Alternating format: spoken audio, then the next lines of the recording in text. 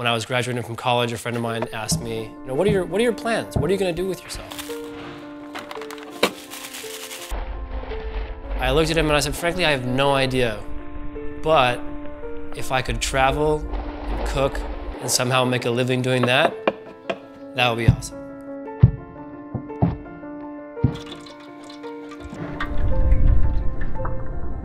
And I knew, and he knew, that that was a completely far-fetched idea.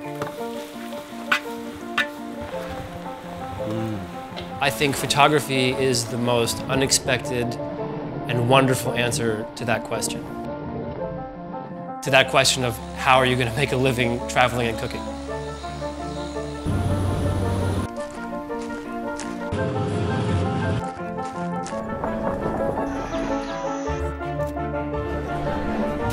Food is far more than what's on the plate. It's feelings, it's memories, it's culture, it's a person's state of mind, it's their story. I think if you want to tell a human story, the best place to start is at the table. That's what I try to do. I'm interested in a human story. I'm interested in the soul and the effort of the people cooking.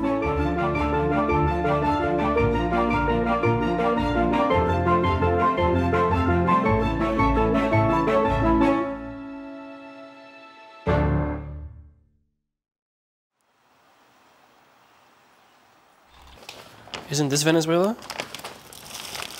Guatemala roasted. But those aren't roasted. No, they're not roasted either. The Let's make chocolate out of the Venezuelan. That's my favorite. $3.25. When you hire a photographer, it's very important that that person really understand the dish beyond just its form. You want to find someone who has an understanding, perhaps shares your vision about what you're trying to do at the restaurant. You're putting something out there that's so personal and so close to you that you really want that person to get it in the way it was intended. Isn't that wild how different they are? Someone who has a really great innate sense, a real understanding of where you're coming from.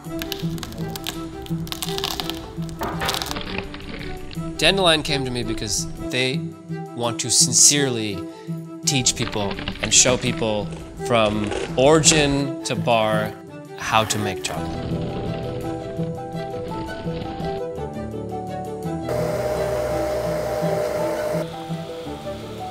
In discussing the shot list with the Dandelion team, they said, well, what should our shot list be? I said, I would love to get your recipe and make chocolate at home and figure out the shot list as I make the chocolate.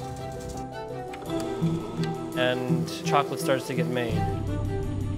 That's why I started this project of making chocolate at home. I was purely interested in the process. And I, as a photographer, will be able to explain the process visually if I understand the process. Like, you basically grind until there's no texture that you can sense on your tongue. At 20 microns or less, you no longer taste grit or grain.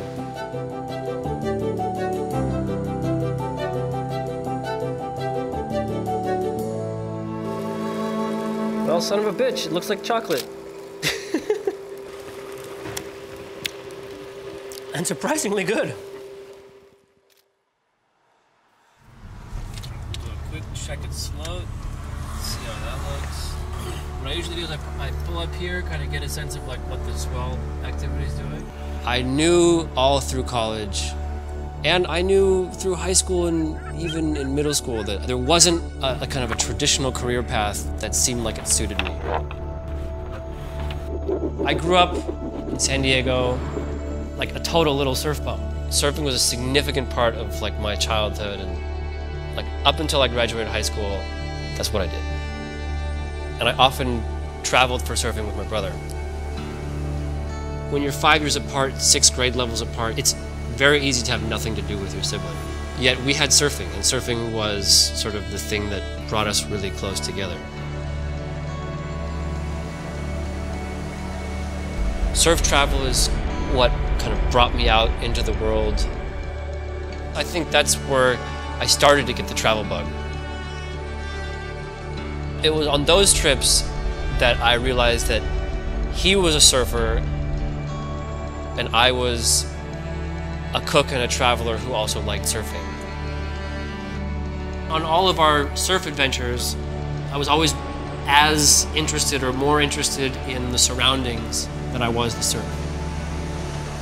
I have incredibly fond memories surfing with my brother, and I have equally fond memories of connecting with the people who lived where we were surfing over food and cooking.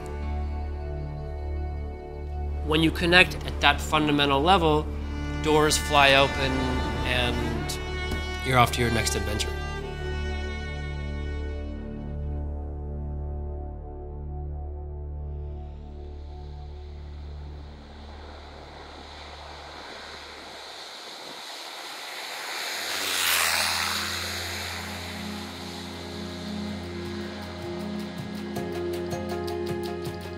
Part of the point of the Dandelion book is to show people not only how to make chocolate, but to show them sort of where it all comes from. And in order to do that, you have to go to origin. So off we went to Tanzania.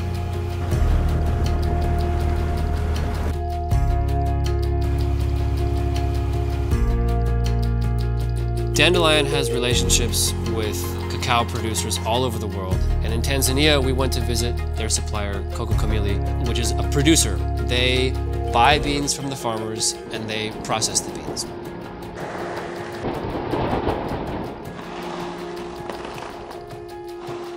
This sub-village is called Mpofu, but the main village is called Mbingu, which means heaven in Swahili. We have about a little over 3,000 registered farmers working with us. This farm belongs to a farmer called Spirito Sanga. What they'll typically do is they'll spend one day going through harvesting, store the pods overnight, and then the following morning break them open, and we'll pick them up. Some farmers, in their log have only sell them a couple of kilos a year. Other farmers sell them a few hundred.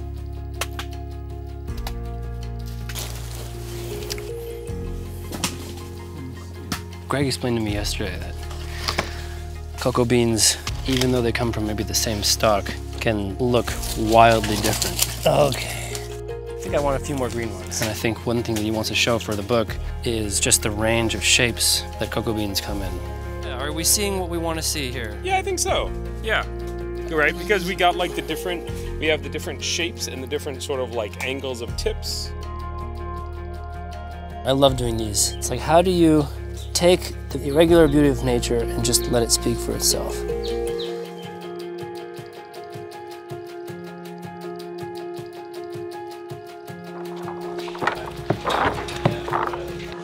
I remember Greg pointing out that something like 70% of the flavor of the final chocolate comes from the actual fermentation process that the bean undergoes. And that totally blew my mind.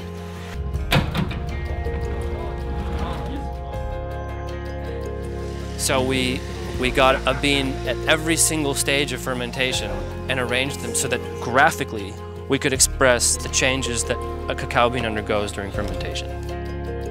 I think it looks great, but it really shows the progression of when beans get fermented and like what happens to them, which a lot of people don't get to see. I'm excited about that shot. Okay, you say. How are you? How are you? How are you? I'm fine, thank you. Wherever I go, I want to connect with the people that I'm spending time with. That's a theme for me, right? And that's like what I was trying to do in Tanzania. It wasn't just like, let's photograph the cacao on the tree. I really wanted to see and connect with the people who are growing this stuff, who are processing it. It's very important for me to get into the human side at every stage. I think what I've seen out here is cacao is made pod by pod, kilo by kilo. That's something I would have never seen or appreciated had I not come here. Leaving Tanzania, I came away with a much greater appreciation, not only for the ingredient, but for the effort and the people behind it.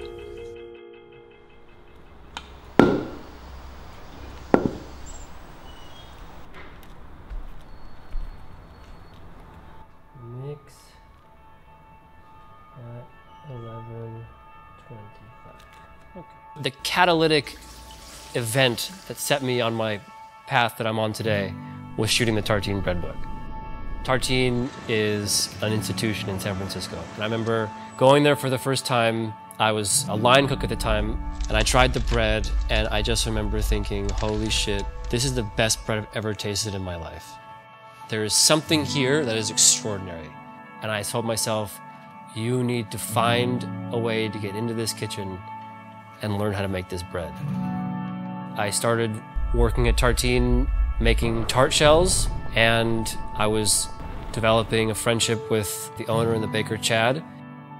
The guy, he seemed to me to have the perfect surfing schedule. He would stroll in at like 11:30. I was like, you have all morning to go surf. Like, I need to take you surfing. What emerged from that was this kind of unspoken trade in which he was teaching me bread and I was teaching him surfing. And I became his third apprentice on the bread that he never had. You know, I remember it took me a solid year before I was remotely confident shaping the bread. And it would take me another 4 years to feel like I had gotten a really clear sense about how to actually make the bread from start to finish. 3 ingredients consumed my heart and soul for 4 years.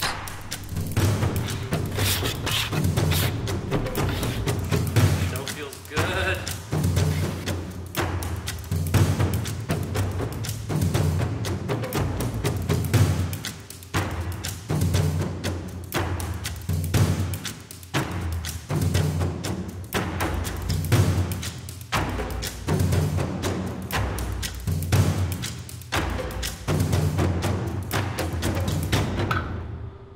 When I was baking, I always felt like I was doing something that was very important to me, but I really, for the life of me, couldn't work out in my head how this was going to propel me forward in my life.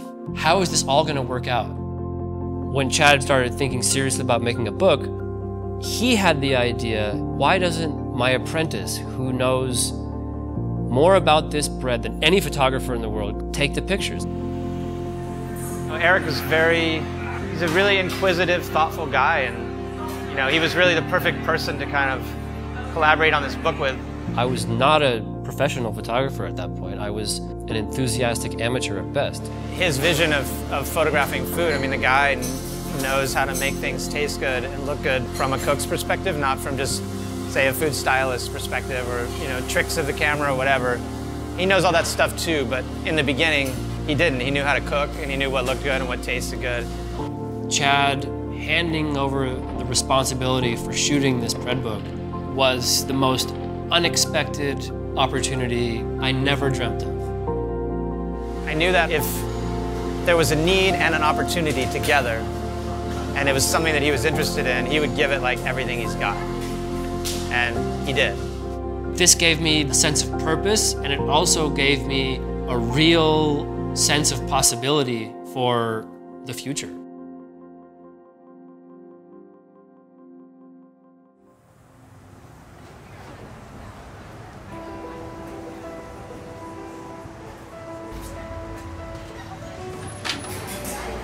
So no, I really do want to know, like, the ones that you do love. Whereas and I love that one too. You love that one too. Yeah. It's gooey. It shows the different, like, the crunchy, the marshmallow toast, the warm chocolate. Okay. Whereas maybe that's a little too jewel box perfect. That's beautiful. One of the things that I always try to maintain right there. Oh, that's beautiful. is sort of like a healthy sense of improvisation. Oh yeah, and the light is just coming through the cannelés and hitting those crispies. I almost see food as like a portrait.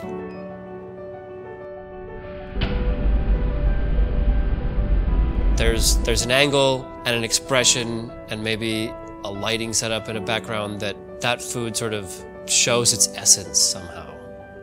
I'm taking one for the team here. I like to play. I like to kind of work my way to a place that feels right. I want each project to connect people not only with the food, but maybe the process and all those other sort of intrinsic things that are a little harder to like pinpoint, like the feeling.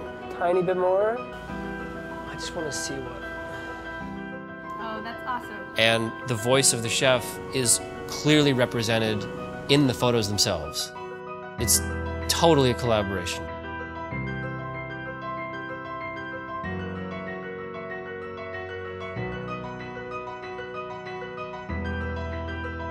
Eric is just a truly talented food photographer. He is very fluid in how he approaches it, and he really tries to capture an essence of where it's at. There's also a uniqueness that he has built in to the vision of each project that he works with. And he genuinely appreciates beautiful things and relishes in his ability to kind of connect people to those things.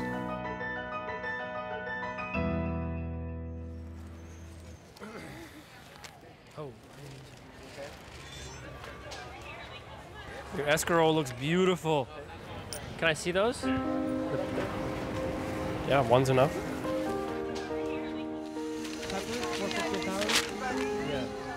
There you go. Thank you. I remember from an early age being really into food. Food was religion in my house. We didn't have television, and we didn't go to church. What we did have was Sunday dinner. Sunday dinner was sacred.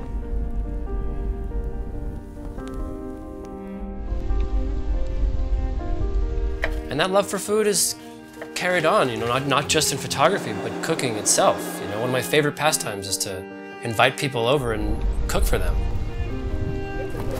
So I was in Brazil shooting a chapter of Malman's cookbook.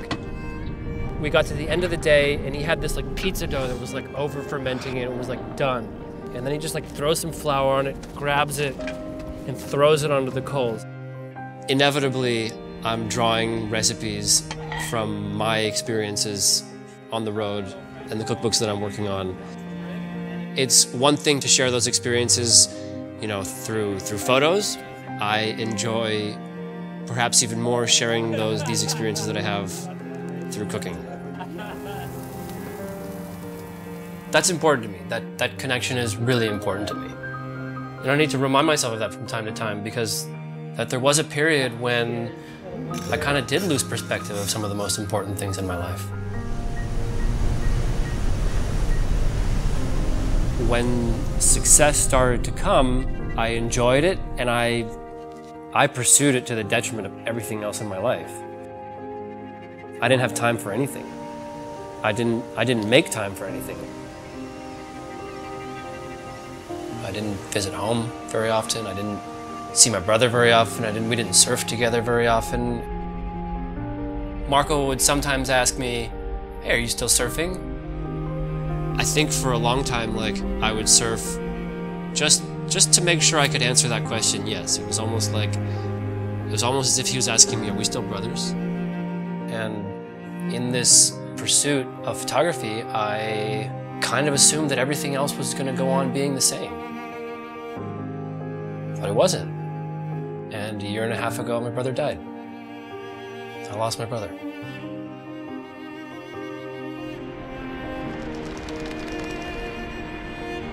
I can look back at all of the work that I've done and, you know, I'd give up any of those projects for a day with my brother. You know, now that he's no longer here, I just surf to be with him, you know. That's my way of holding on to our relationship.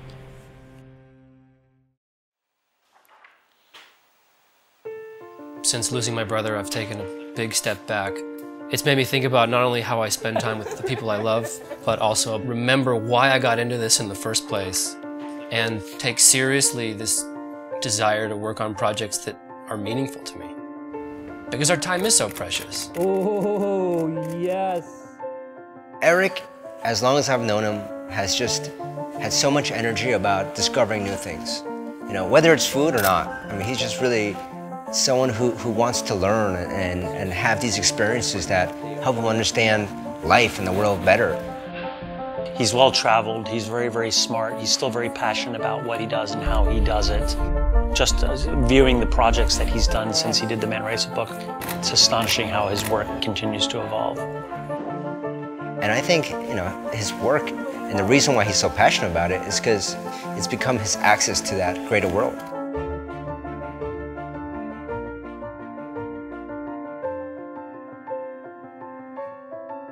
I'll tell you what I like about what I do, is that I don't know what's next. That used to give me some degree of anxiety, but I feel totally free and excited for what the future holds. My goal is to have the courage to keep following my gut, listen to my heart, and move forward.